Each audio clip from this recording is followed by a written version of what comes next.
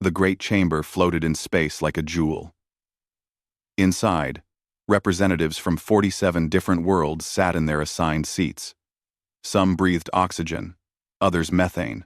Some had scales, others had fur or skin or something else entirely. They had gathered here, as they did every cycle, to talk about peace and trade and borders. Ambassador Hana Lee sat in the human section. She wore a simple blue uniform with Earth's symbol on the shoulder. Her face was calm, but her eyes watched everything. Next to her stood Commander Tae Kyung, responsible for keeping her safe. He was tall and quiet, always alert. Today's meeting was supposed to be routine, star charts, trade routes, simple things. But then Warlord Vex, Thor, arrived. The Krath leader was massive, nearly 3 meters tall with red scales that gleamed under the lights. His species had ruled 12 worlds through force for generations. He walked to his platform with heavy steps that echoed through the chamber. Other delegates grew quiet. Everyone knew the Krath had been angry lately. The meeting started. Various species discussed shipping lanes and resource distribution. Everything was boring and predictable until Vex's Thor stood up. His voice boomed across the chamber. "I demand an answer," he said. "Why do humans continue expanding into sectors near our territory? They build colonies everywhere. They spread like a disease." Hana stood slowly. "The sectors you mention have no owners. Galactic law allows settlement of unclaimed space. We follow all protocols." "Protocols." Vex Thor spat the word. "You hide behind words and papers. Your species is weak. You smile and shake hands while taking what you want." The chamber stirred. Some delegates looked uncomfortable. Others watched with interest. Conflicts between species were rare these days, but not unheard of. Before Hana could respond, something unexpected happened. A section of the chamber that usually stayed dark suddenly glowed. The ancient platform activated. Everyone turned to look. A figure appeared there, tall and shimmering like light through water. Elder Luminara. The precursors rarely showed themselves anymore. Their civilization had been old when most current species were still learning to make fire. When one of them spoke, people listened. "I must offer counsel," Luminara said. Her voice was soft but filled the entire chamber. "Warlord Vex Thor, I understand your concern. But you do not understand humans. None of you do. What is there to understand?" Vex Thor laughed. "They are traders and farmers. They talk of peace and democracy. They have no warrior spirit. That is where you are wrong." Luminara moved forward. Her form seemed to flow rather than walk. "I was there when humans first reached the stars. I have studied them for 300 of their years. Let me tell you what I learned. 80. Let I have stature." The chamber was completely silent now. Humans evolved on a death world. Their planet tried to kill them with ice ages, volcanoes, floods, and plagues. They survived all of it. When they finally looked up at the stars, they had already conquered the harshest environment any of us have ever seen. Vex Thor waved a clawed hand dismissively. "Many species survived difficult worlds." "Yes," Luminara agreed. "But humans did something different. They fought each other. For thousands of years, they waged war against themselves. They developed weapons that could destroy their entire world. They actually used atomic fire on their own kind. And then, somehow, they chose to stop. They put aside their weapons and reached for the stars instead." Hana felt Tae shift slightly beside her. She knew he was thinking of the history lessons every human child learned. The wars, the struggles, the final decision to unite instead of destroy. "That makes them weak," Vex Thor insisted. "They choose peace because they cannot handle war." "No," Luminara's voice was sharp now. "They choose peace because they are very, very good at war. They know exactly what it costs. Every human settlement has weapons hidden beneath the surface. Every human ship can become a warship in hours. Every human civilian knows how to fight, because their history taught them that survival requires constant readiness. She turned to address the entire chamber. Humans do not start fights, but I have watched them finish several. A pirate fleet tried to raid their colony on New Beijing. The pirates had 30 ships. The colony had 5 defensive craft. The humans won in 40 minutes and captured every pirate alive. A trading dispute with the Vorten Syndicate turned violent. The humans responded with such precise economic and military pressure that the Syndicate surrendered in 3 days. Isolated incidents, Vexthor said, but his voice was less certain now. Perhaps, Luminara replied. But I warn you, do not test them. Do not assume their kindness is weakness. They are the only species I know that practices restraint not from inability, but from choice. And if you force them to abandon that restraint, you will learn why their own legends are filled with warnings about the monsters they can become. Vexthor's scales darkened with anger. I will not be threatened by ghost stories. Hana spoke then, her voice steady. Warlord, we have no quarrel with your people. Let us resolve this through dialogue. Dialogue, Vexthor sneered. Always more words from humans. Let me show the galaxy what I think of your words. He turned to face the assembled delegates. I hereby announce a military blockade of 3 human colony worlds: New Jeju, Taijin Station, and Harmony's Rest. This is not an act of war. It is a demonstration. We will show everyone that humans are not the partners you think they are. They will surrender or they will starve. Either way, the truth will be revealed. V-Sun, V-Sun, V-Sun, V-Sun. The chamber erupted in noise. Delegates shouted. Some demanded order. Others called for intervention. Hana's face remained calm. But Tay saw her hand move to her communicator. She pressed a sequence of buttons under the table. A priority alert. Sent directly to Earth Command. The message was simple. Status read. Prepare for conflict. Elder Luminara looked at Vexthor with what might have been sadness. You have made a terrible mistake. I hope your species survives what comes next. The Krath warlord turned and left the chamber. His delegation followed. The meeting dissolved into chaos. Tay leaned close to Hana. Get me a secure channel to Admiral Yoon, she said quietly. And find out how many civilians are on those 3 colonies. 2 million, Tay replied immediately. He always knew the numbers. Plus, defense forces, Hana nodded. She looked tired suddenly. Then, we prepare. The elder tried to warn him. He chose not to listen. As they left the chamber, Tay heard other delegates talking. Some were worried. Some were curious. None of them understood yet, but they would. Very soon, the galaxy would learn what Elder Luminara already knew. Humans preferred peace.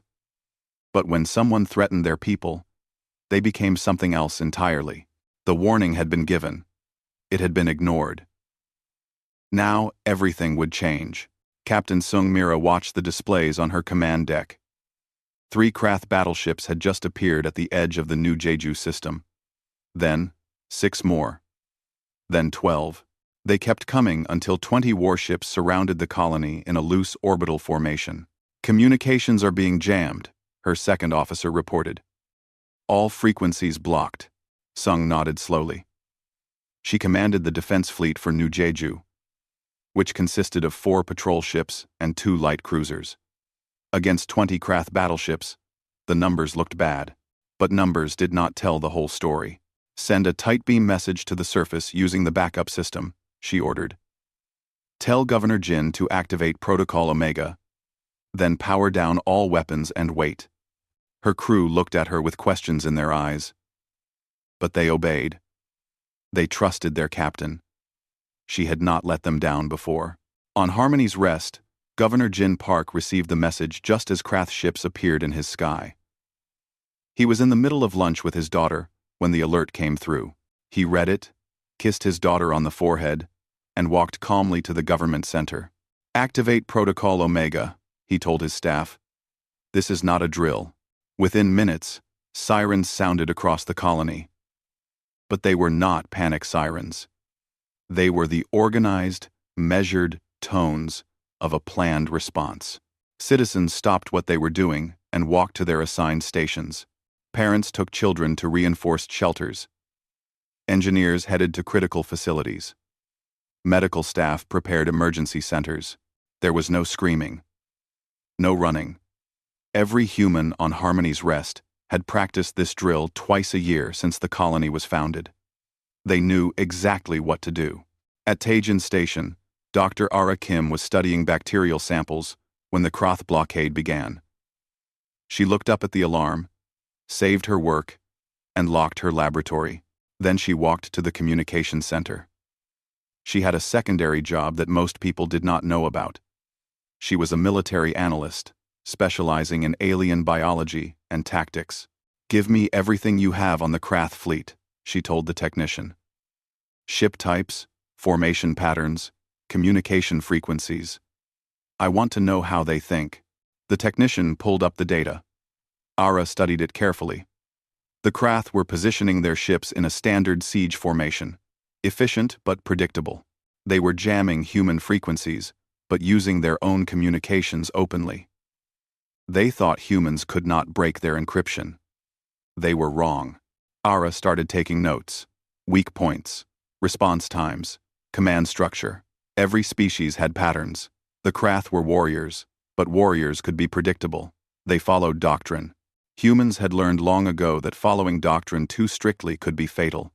In Earth's command center, Admiral Yoon Dae looked at the three-dimensional display showing all three blockaded colonies. Red markers showed Krath positions.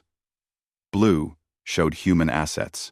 The situation looked grim to anyone who did not know the complete picture. "Status report," Yoon said. "All three colonies have activated emergency protocols," an officer replied. "No casualties yet. The Krath have not fired. They are broadcasting a message demanding surrender within 72 hours. Show me our fleet positions." The display changed. Green markers appeared throughout nearby systems. Not many, but they were moving. 37 human warships were already en route, using civilian traffic patterns to mask their approach. Another 65 were preparing to launch. Earth's entire defensive fleet was mobilizing, but quietly, no announcements, no public statements, just smooth, efficient movement. "Time until First Fleet arrives at New Jeju?" Yoon asked. 48 hours if they maintain current speed. Tell them to maintain speed, but prepare for combat acceleration on my signal. I want them arriving just before the deadline expires." Yoon studied the display. "And activate the mines." Every human colony had defenses that were not listed in any official database. Weapon platforms disguised as satellites. Mines hidden in asteroid belts. Automated systems that looked like civilian infrastructure. Earth had learned from history. Never trust that peace will last. Always prepare for the day it ends. On Harmony's Rest, Governor Jin spoke to his people via local transmission. The Krath could not jam short-range communications. "My friends," he said. His voice was calm and steady. "We face a challenge today. The Krath Empire has surrounded our world. They think we will panic. They think we will surrender. They do not understand us." He paused, looking directly into the camera. "Our ancestors survived ice ages and plagues. They crossed oceans in wooden boats. They walked on the moon when computers were less powerful than the devices we carry in our pockets. We are their children. We do not surrender. We do not panic. We survive. And when help comes, we will still be here, standing strong." The message spread through the colony. In the shelters, parents repeated it to their children. In the agricultural domes, farmers continued their work. In the defense centers, soldiers checked their weapons and waited. Engineer Nari Che was in one of the mining facilities when she got an unusual message. It was from the military liaison officer, asking all engineers to report to a special meeting. When she arrived, she found 24 other engineers waiting. The liaison was direct. We need to convert civilian equipment for defense purposes. Mining lasers can become weapons.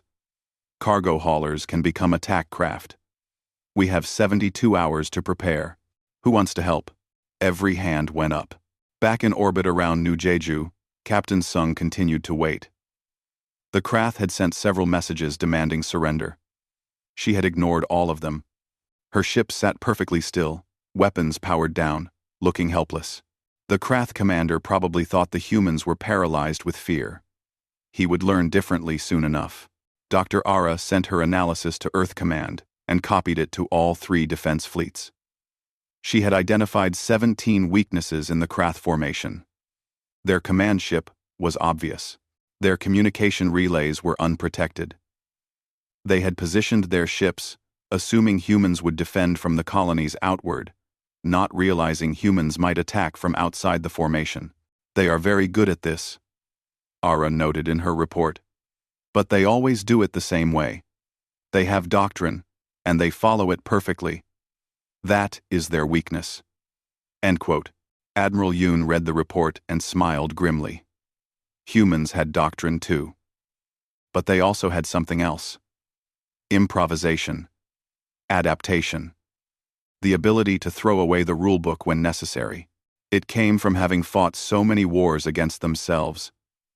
When humans fought humans, following predictable patterns meant death. So they had learned to be unpredictable. Prepare Operation Cascade, Yoon ordered. And send a message to Ambassador Hana.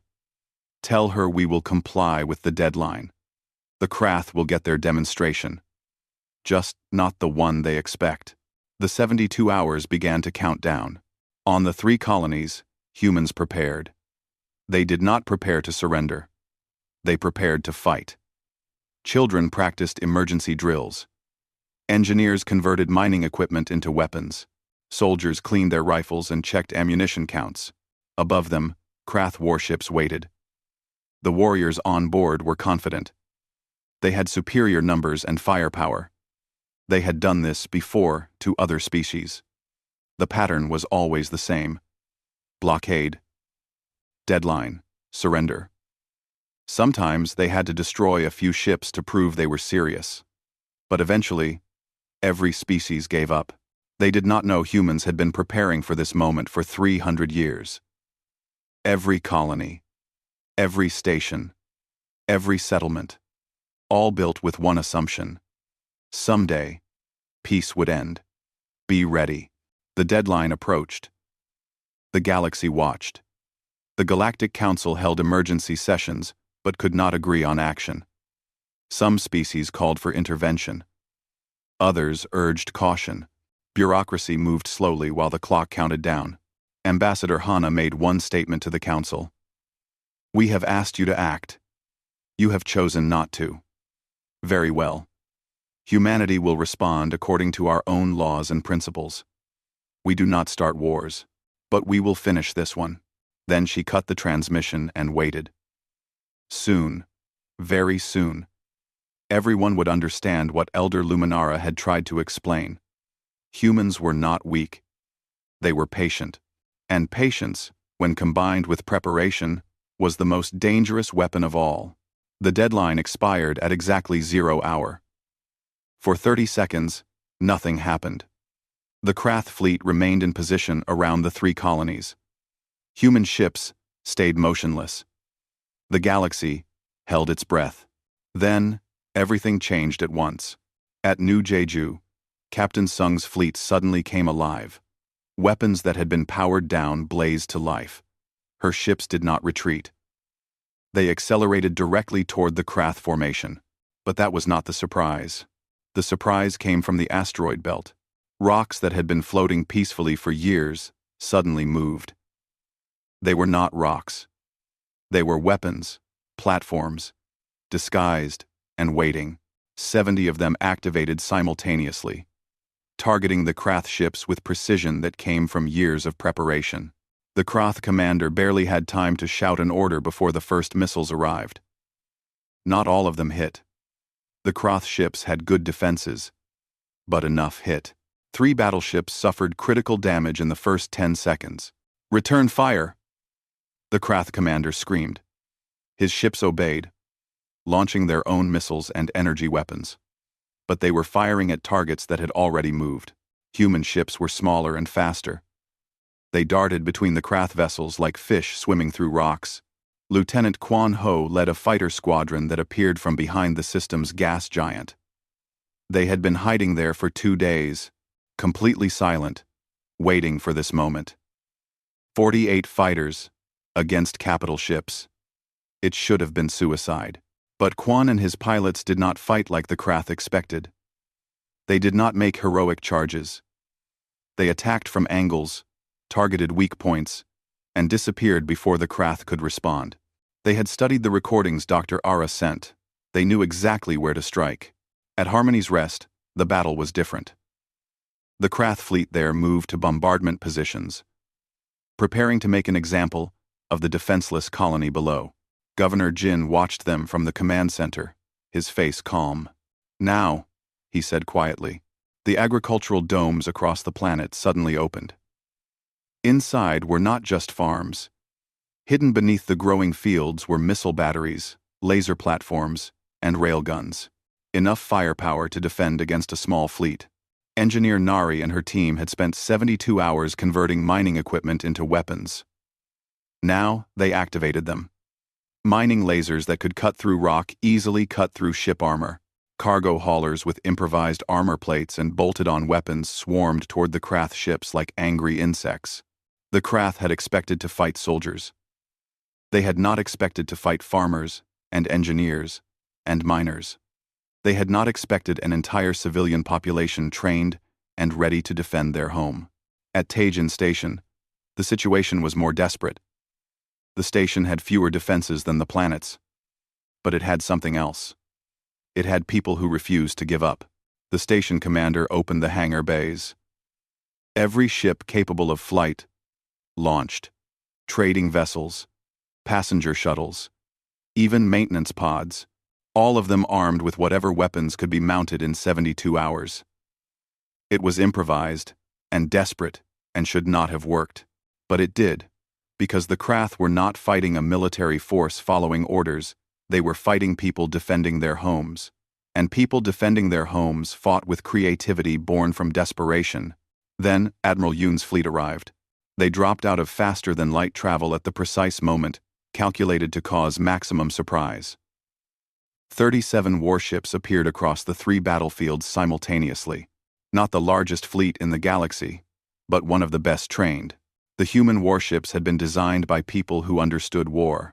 They were fast, tough, and packed with weapons that had been refined through centuries of conflict. More importantly, they were commanded by people who knew exactly what they were doing. Admiral Yoon's flagship, the Seoul, arrived at New Jeju and immediately began coordinating all human forces. Captain Sung's patrol ships, the hidden weapons platforms, Lieutenant Kwan's fighters, all of them began moving in perfect synchronization. "Target their command ship," Yoon ordered. "All batteries, full power." The Seoul and 3 other cruisers concentrated their fire on the Krath flagship. The shields held for almost 5 seconds. Then they collapsed. The ship did not explode. It simply stopped working. Every system shut down at once. The human weapons had been designed not just to destroy, but to disable. The Krath commander aboard that ship watched in horror as his vessel died around him. Emergency power failed. Life support switched to backup. His communications were gone. He was blind and helpless. Across the 3 battlefields, the pattern repeated. Human forces did not try to destroy the Krath fleet. They disabled ships, captured them intact, and moved to the next target. It was more difficult than simply blowing them up. But it was how humans fought. With precision. With control. With rules they had created for themselves centuries ago. On one Krath cruiser, A desperate captain ordered his crew to ram the nearest human ship. It was a suicide attack, something the Krath had done in past battles. It had always worked before because other species retreated from such madness. Lieutenant Quan watched the Krath ship accelerate toward one of Captain Sung's cruisers. He made a decision in half a second. His fighter was already damaged. One engine was failing. He would not make it back to the carrier anyway. He turned his fighter toward the Krath cruiser and accelerated. His fighter was tiny compared to the massive warship, but it was fast, and Quan knew exactly where to hit. He had studied Krath ship designs. He knew the bridge was protected, but the primary reactor had a vulnerability. His fighter struck the cruiser at maximum speed. The impact destroyed his ship instantly. It also triggered an emergency shutdown of the Krath reactor. The cruiser lost power and drifted harmlessly away from Captain Sung's vessel. Quan died, saving hundreds of people. The battle logs would show his final transmission was simple. Target disabled. Worth it. After 40 minutes, the Krath fleet at New Jeju was destroyed or captured.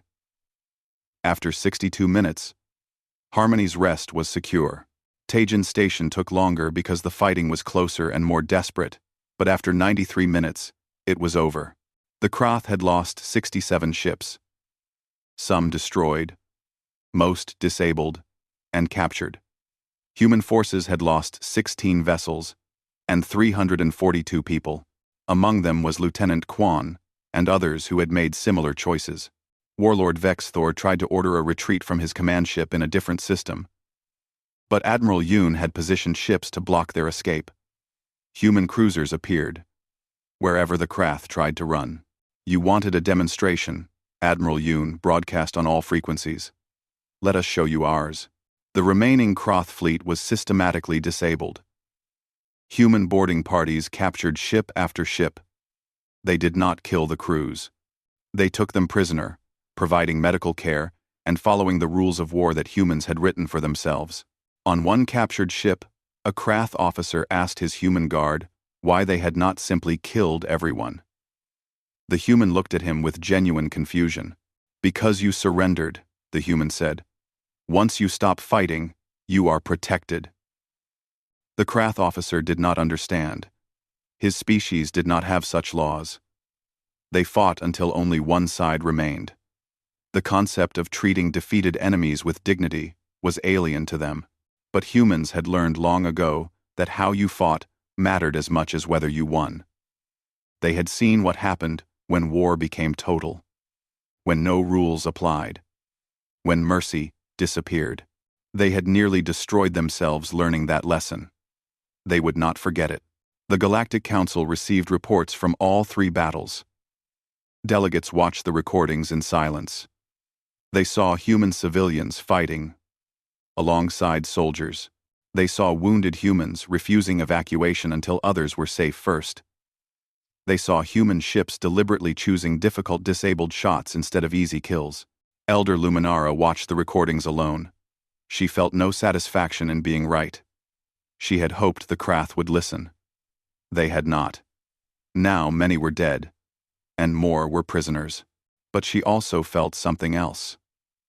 Hope, because the humans had shown restraint even in victory. They had fought fiercely, but followed their own ethical rules. They had proven they could be terrifying warriors while remaining civilized. The real demonstration was not human military strength, though that had been impressive. The real demonstration was that humans could choose how they fought. They could be monsters, if they needed to be, but they chose not to be. That choice, Luminara thought, was what made them truly dangerous. Because a species that could be terrible but chose to be good was a species that could never be fully understood or predicted by those who only understood power. The captured Krath prisoners sat in holding cells that confused them. The cells were clean. They received regular meals. Medical staff treated their injuries without discrimination. When a Krath officer asked why, the human guard simply said, it was required by law. The Krath Empire was in chaos. News of the defeat spread quickly. Warlord Vex Thor had promised an easy victory. Instead, he had lost most of a fleet in less than 2 hours. Different Krath factions began arguing about what to do next. Some wanted revenge. Others wanted peace. The empire that had seemed so strong now looked fragile. Ambassador Hana stood before the Galactic Council once again. The chamber was packed. Every species wanted to hear what humanity would say. Some expected threats. Others feared demands for territory or tribute. They were thinking in the old ways, the ways that had dominated the galaxy for thousands of years. Hana carried a datapad. Commander Tay stood beside her, as always. She placed the pad on the podium and looked at the assembled delegates. "Members of the Council," she began. "We are here to present evidence of war crimes committed by the Krath Empire." The display screens activated. They showed Krath communications intercepted before the blockade began. Plans for invasion. Orders to eliminate civilian populations if resistance continued. Instructions to make examples that would terrify other species. The blockade was not a demonstration, Hana continued. It was the opening move of a planned genocide. The Krath intended to kill everyone on those 3 colonies if we did not submit to their rule. These are their own communications, their own orders. The chamber erupted in noise. Delegates shouted questions. The Krath delegation tried to deny everything, but the evidence was clear. Humanity had intercepted and recorded everything. "We demand justice," Hana said when the noise died down. "We demand that the Council acknowledge what happened here. An empire tried to commit mass murder because they thought we were weak. They were wrong. And now we will discuss what happens next." She paused, letting her words settle. Then she did something unexpected. She smiled. Not a happy smile. A sad one. "But before we discuss punishment, let me show you something else." The screens changed. They now showed the interior of the human detention facilities. Krath prisoners. Receiving medical care. Being fed. Being treated with basic dignity. One image showed a human doctor setting a Krath soldier's broken arm, working carefully despite the soldier having tried to kill humans just hours before. "These are the same warriors who plan to kill our civilians," Hana said. "We treat them according to our laws. We feed them. We heal them. We follow rules that we created for ourselves centuries ago. Because we learned that how you fight matters as much as whether you win." President Jae Hwang appeared on the main display via transmission from Earth. He was an older man with gray hair and tired eyes. He looked like someone who had seen too much, but kept going anyway.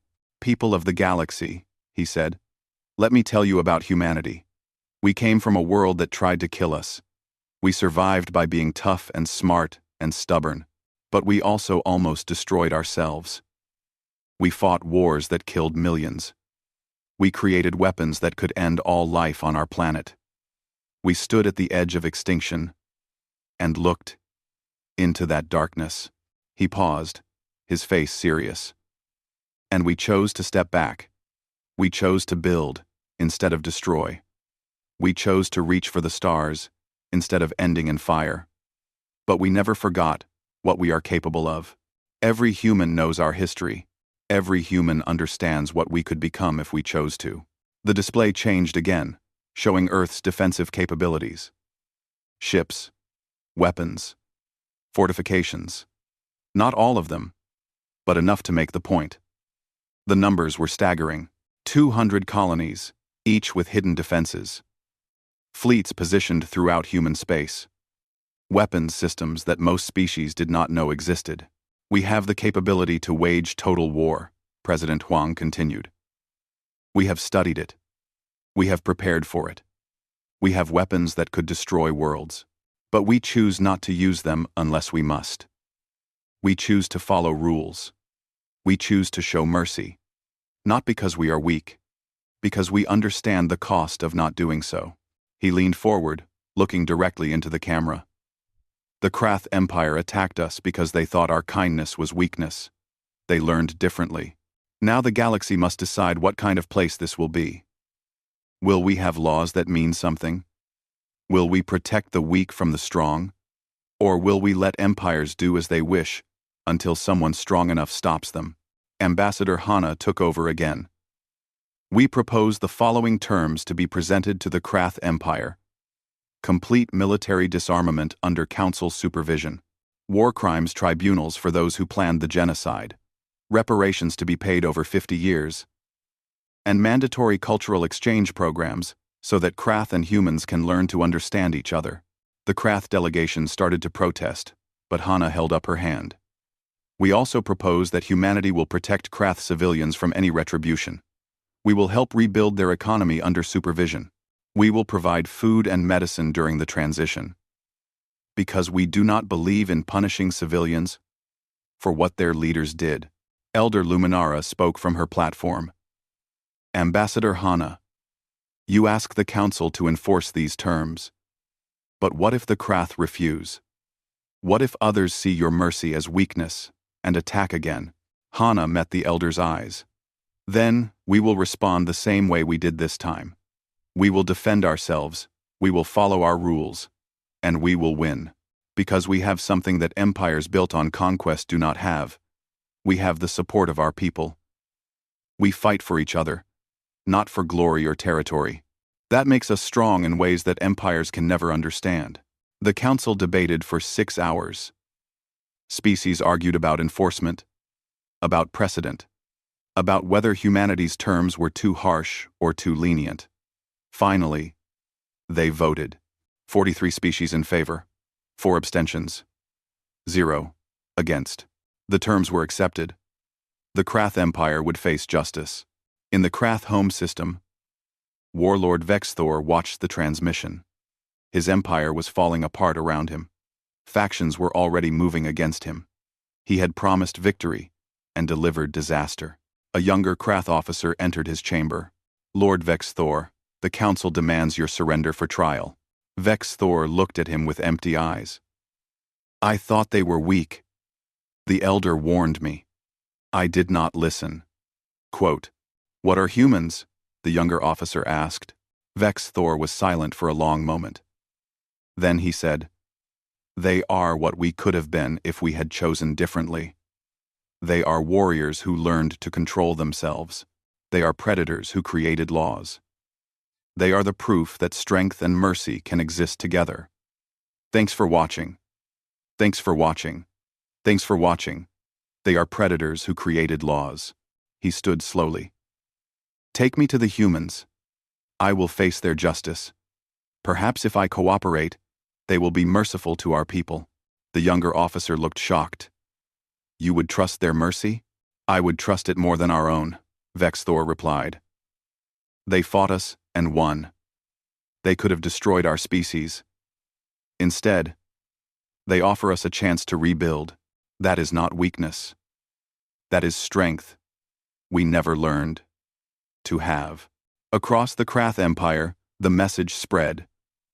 Resistance collapsed. Ships surrendered. Leaders stepped down. Some fought on, but they were a minority. Most Krath looked at what humanity offered and saw something they had never experienced before. A chance to lose and survive. On Earth, Admiral Yoon read the reports. The war was over. Now came the harder part. Building peace, teaching former enemies to live together, creating something better than what existed before. It would be easier to just conquer them, an aide said. Yoon shook his head. Easier but wrong. We do not fight to conquer. We fight to protect. The moment we forget that is the moment we become the thing we are fighting against. Will they learn? The aide asked. Will the Krath ever understand? 2. Some will. Yoon replied. Others will not. But we have to try. Because the alternative is a galaxy where might makes right. Where the strong do as they please, and the weak suffer. Our ancestors died stopping that on Earth. We honor them by stopping it here. Ambassador Hana received a message from her daughter back on Earth. The girl was 12 and had been watching the news. The message was simple. Mom, are you okay? I was scared. Hana read it 3 times. Then she started writing the response. She tried to explain why they had fought, why they had shown mercy, why it mattered to follow rules even when it was hard. She wanted her daughter to understand that strength without wisdom was just violence, that winning without honor was just survival, that humans could be better than that because they had learned to be. The galaxy was changing. The old order where empires ruled through fear was ending. A new order based on laws and cooperation was beginning. It would not be perfect. There would be setbacks and problems and species that resisted. But it was better than what came before. Please. And it happened because humans refused to be what others expected. They refused to be weak victims. They refused to be cruel conquerors. They insisted on being something the galaxy had not seen before. Warriors who followed rules. Victors who showed mercy. A species that remembered its darkest moments and chose to be better. 6 months had passed since the blockade. The galaxy looked different now. Not in obvious ways. The stars had not moved. The trade routes remained the same. But something fundamental had changed. The rules were different. Ambassador Hana Lee walked through the corridors of Unity Station, the new headquarters of the reformed Galactic Council. The station orbited Earth, which had been chosen as the neutral ground after the war. Some species had objected initially, but Earth made sense. It was centrally located, well defended, and represented the new order that everyone was trying to build. Hana was no longer just an ambassador. She had been elected Secretary General of the Council by a wide margin. 40 species had voted for her. Only 3 had abstained. It was not because she was human. It was because during the crisis, she had shown the kind of leadership the galaxy needed. She entered the main chamber where delegates were gathering. Today was important. They would vote on the new Collective Defense Treaty, a document that would change how species protected each other. The old council had been weak because it could not enforce its decisions. The new council would have teeth. Captain Sung Mira was there too, wearing a different uniform now. She commanded the Joint Defense Academy, training officers from multiple species. The academy had been her idea. She argued that if species were going to fight together, they needed to train together, learn each other's tactics, build trust before battles, not during them. "How are the new recruits?" Hana asked her. Sung smiled. "Difficult at first.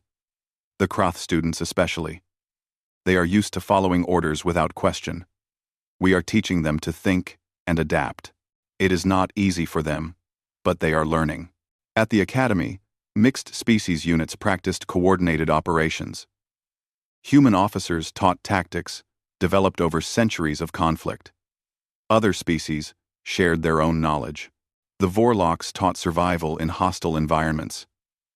The Drayan shared their sensor technology. The Krath, surprisingly, turned out to be excellent at defensive formations once they learned to fight as a team instead of individuals. Former warlord Vex Thor sat in a detention facility on Earth. He was not in a cell. That phase had ended 3 months ago. Now, he lived in a residential unit, designed for long-term prisoners.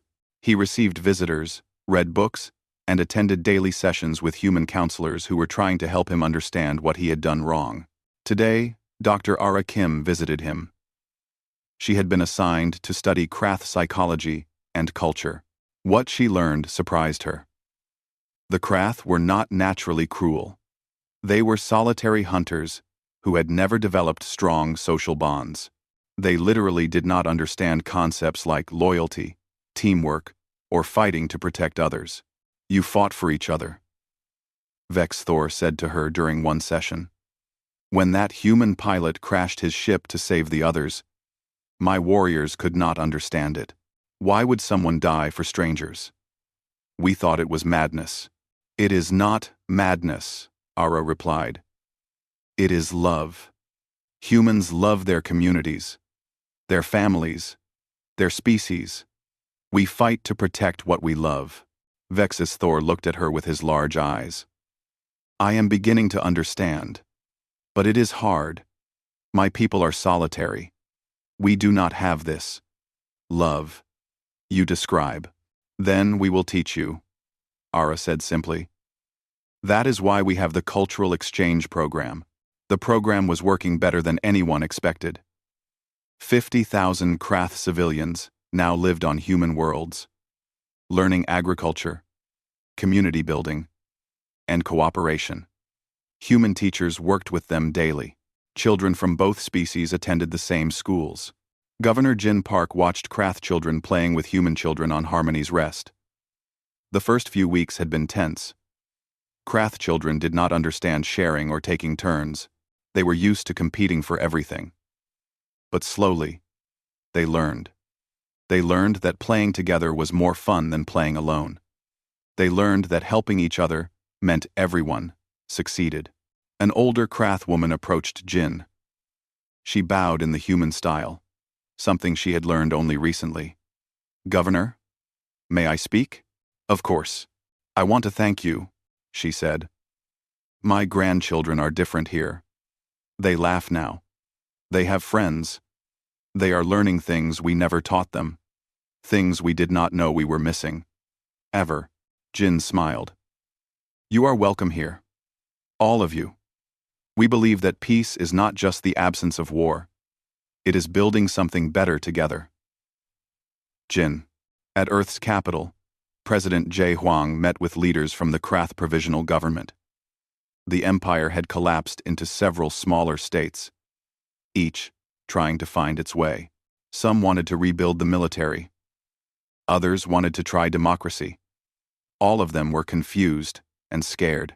We do not know how to be anything except warriors, one Krath leader admitted. What do we do now? You learn, President Hwang replied. You build. You create. You find purpose in things other than conquest. It will not be easy, but we will help you.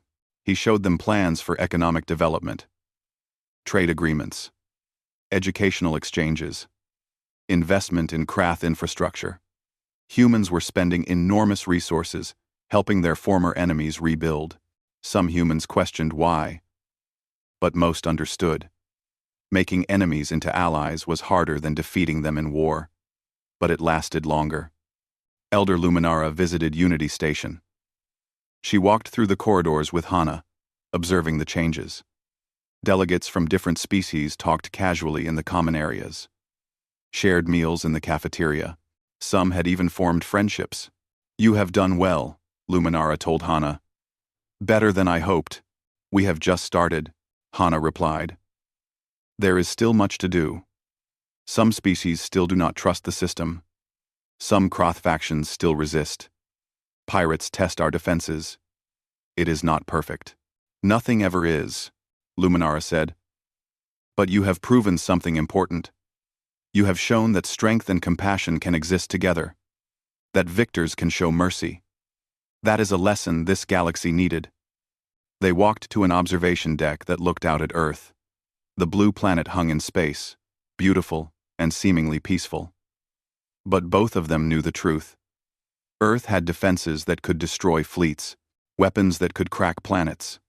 Military forces spread across hundreds of systems. Do you think we will ever stop preparing for war?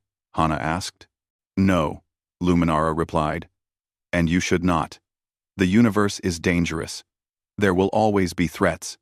But you have shown that being prepared for war does not mean you must become monsters.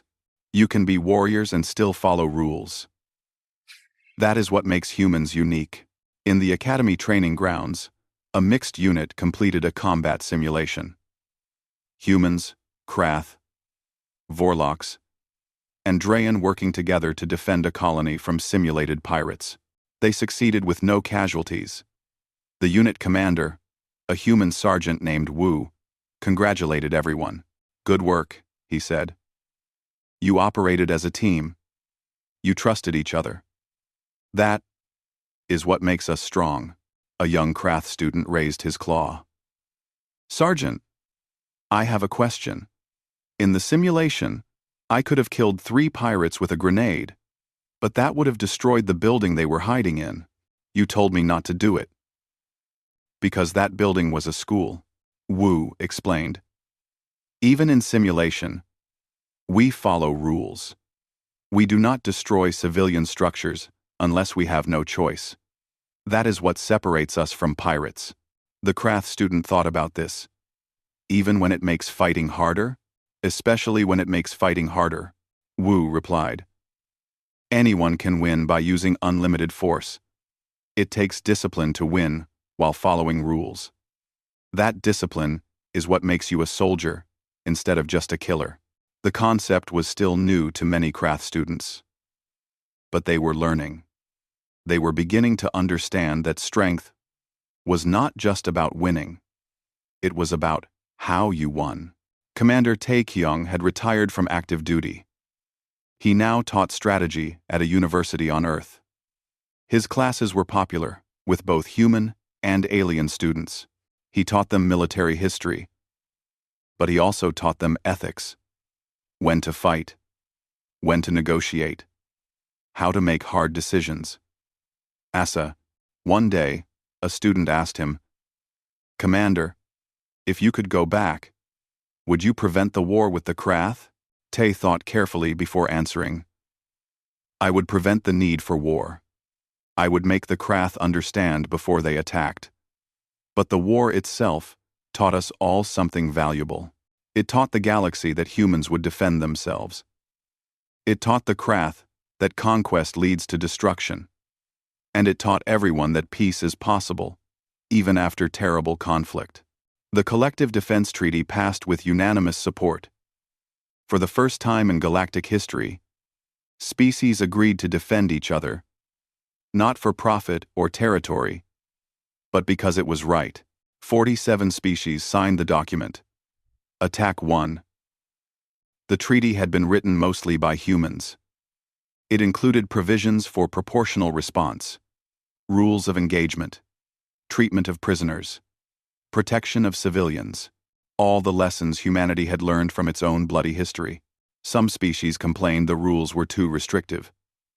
But they signed anyway, because the alternative was facing humanity's disapproval. And everyone had seen what happened to the Krath. 3 years after the blockade, a new crisis emerged. The Torven Collective, a species that had not been involved in the previous conflict, started raiding border colonies. They were confident. They had not fought humans before. They thought the Krath had simply been weak. The Joint Defense Fleet responded. Human ships working alongside Krath, Vorlocks, and Drayan vessels. They tracked the raiders back to their home system. They disabled the Torven fleet with minimal casualties. Then they did something the Torven did not expect. They offered terms: surrender, face justice, but also receive help rebuilding under better leadership. The Torven looked at the fleet surrounding them. They saw humans and Krath fighting together. They saw the overwhelming force that could destroy them. And they saw the offer of mercy. They surrendered without another shot fired. Ambassador Hana received the news in her office on Unity Station. She read the report, noting casualties: 27 injured, 0 dead.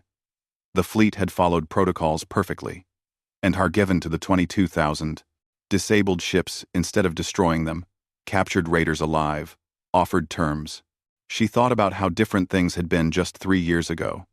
The Krath attacking, the desperate defense, the moment when everything could have gone wrong, but it had not gone wrong.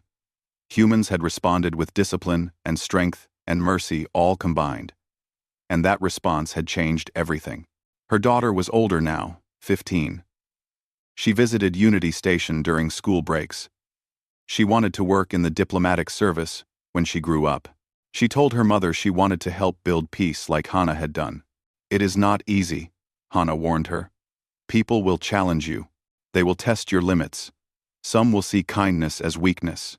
Then I will teach them differently," her daughter replied. "Like you did." Hana smiled. That was the future. Not perfect, not easy, but hopeful. A galaxy where species worked together, where strength meant protecting the weak, not exploiting them, where warriors followed rules, even when it was difficult. Elder Luminara updated her historical archives one final time. She wrote about the Krath crisis, about humanity's response, about the new order that emerged from conflict. She ended her entry with a note for future civilizations. When you meet humanity, you will find them kind and cooperative. They will offer friendship and trade. They will help you build and grow. Accept these gifts. But remember what I record here. Their kindness is a choice. Their cooperation is chosen. And if you force them to make different choices, you will learn what the Krath learned. Humans are most dangerous when they are justified. They do not conquer. They do not destroy for pleasure. But they will defend what they love with absolute determination. And when they win, they will offer you mercy and a chance to be better. Take it. Because their mercy is a gift more precious than any victory. Commander Tay, now elderly, sat in his garden on Earth. His grandchildren played nearby. One asked him about the war. He told them the story simply. Bad people attacked. Good people defended. Then everyone learned to be better. Are we the good people, grandfather? The child asked. We try to be, Tay replied. Every day, we try. That is all anyone can do. The galaxy was not perfect. There were still conflicts, still problems, still species that tested the boundaries.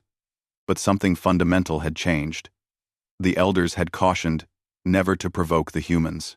Someone had provoked them anyway. And the result was not what anyone expected. The result was a galaxy learning to be better.